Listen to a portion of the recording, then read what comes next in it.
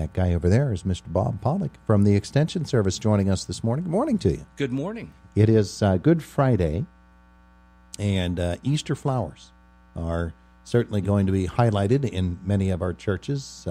Easter lilies and some of the other Easter flowers that are always enjoyed at this time of the year.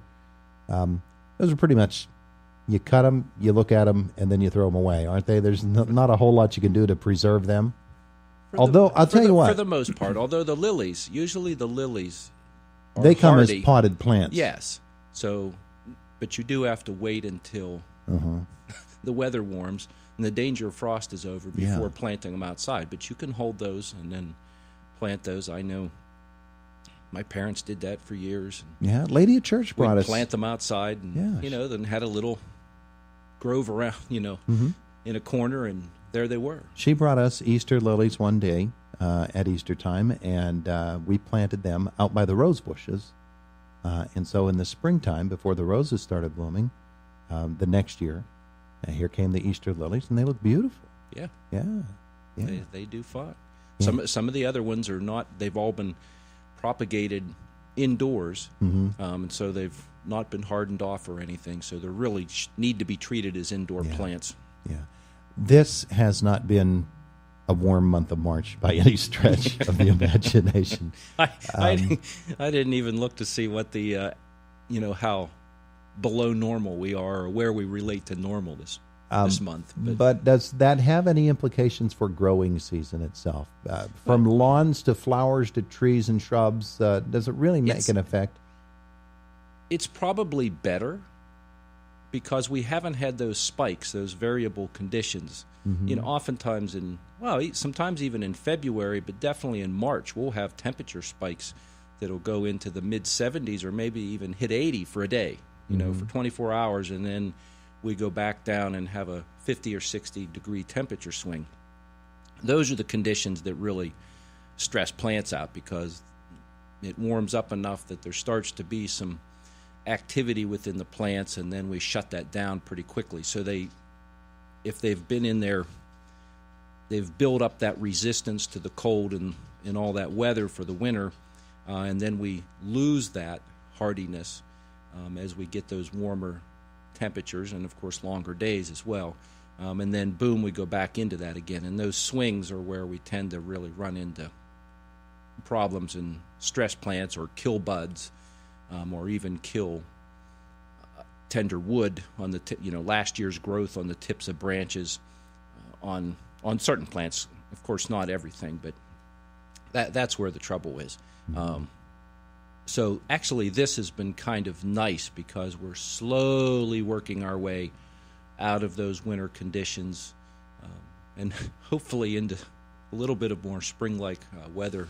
Although for the next week or two, unless they changed it, looks like we're going to stay about the same here. Yeah, I was seeing a Pittsburgh forecast that said by next week we'll be in the 60s, but our forecast says nope, just mid-40s. Mid-40s. I'm looking at a graph here, Bob, and this comes from AccuWeather, showing the average high temperature for the month of March. It's the yellow line going up here, ranging between 45 degrees and close to 50 degrees by the end of the month. That's the average high temperature for Indiana County. This red line below it, and far below it, shows that there have been only 4 days that are considered above average, and 3 of those have been in the last 3 days. There you have it. But, there is some movement in plant. Some of the bulbs have started to peek through the ground, have a little activity there. So that tells you that the soil temperatures are very slowly warming up. Those plants have satisfied their winter dormancy period, and now they're starting to put on a little bit of growth, and the next thing we'll know, we'll have blossoms on those bulbs and things. Average high temperature for our county for the month of March is 50. The average low is 25. Average precipitation 3.9. The weather sheet's out there. I could get it, and I could tell you what we've had. A little above that. You think so? So the other thing that happens now is essentially, if we think about it as a window, window of opportunity or a door to get things done in the spring. So when things linger on like this and the soil is saturated, everything's soaking wet, temperature cooler, it limits. We could be getting some things done now, or get jobs accomplished, and so those have to wait till the soil dries out more. And I still have not gotten out to my grapevines.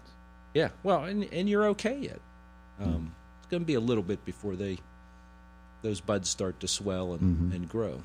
Okay. So you've still got time for that, but it kind of narrows the window, shortens that period of time that we have to get those jobs done in a timely manner. And so then usually what happens if it does stay smaller, we just run out of time and we don't get everything done in the most timely way to do it. I look out across my lawn, and it's still brown. It hasn't really started to green up at all.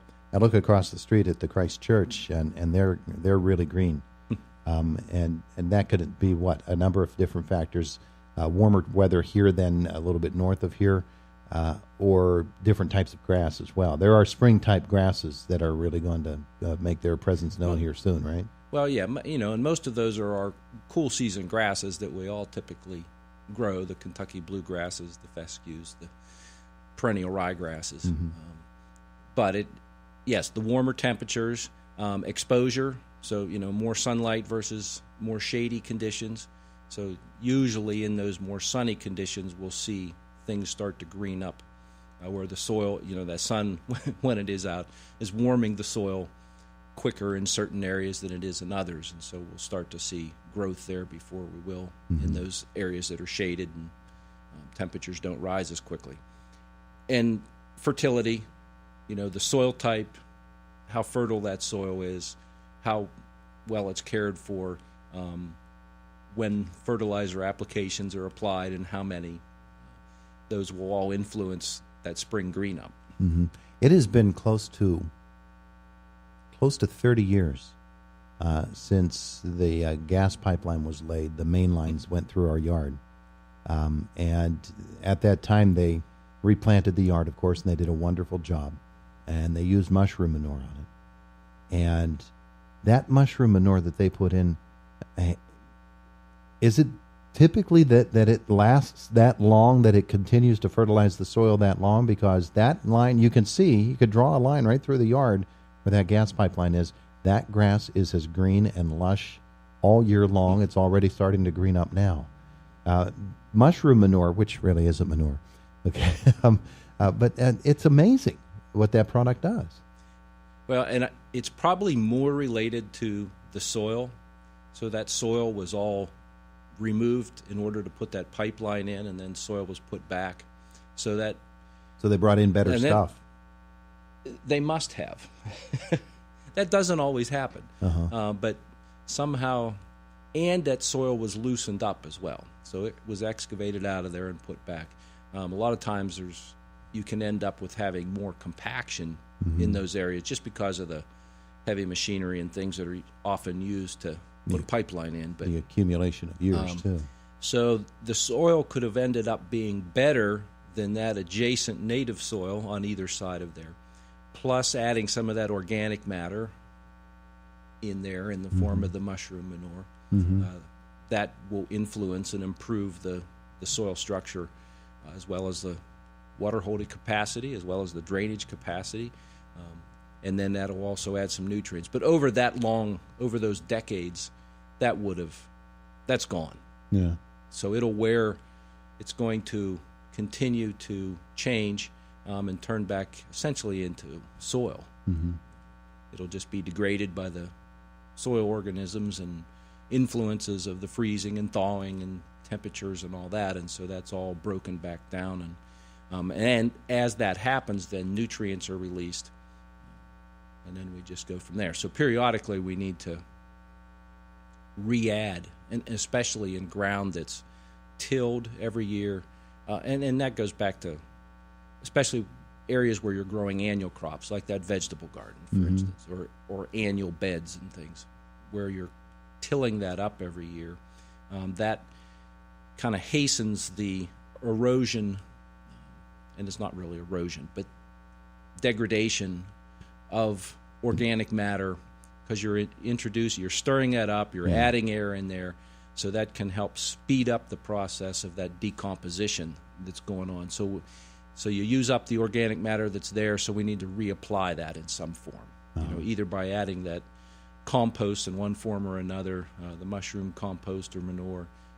And a lot of times there actually was originally a little bit of, oftentimes it's horse manure, because when they make the compost, depending on what part of the country they're in, they'll get the bedding from like the racetracks. Yeah. So a lot of that is more straw and bedding and hay than manure, but a little bit of that gets in there. Cleaning out the barn. Thanks, sir. Got to do that. Thank you, sir. We Recycle it. Happy Easter. He's Happy Bob Easter Pollock. to you. Extension Service. It's Indiana in the Morning, presented by First Commonwealth Bank, WCCS 101.1 FM and AM 1160.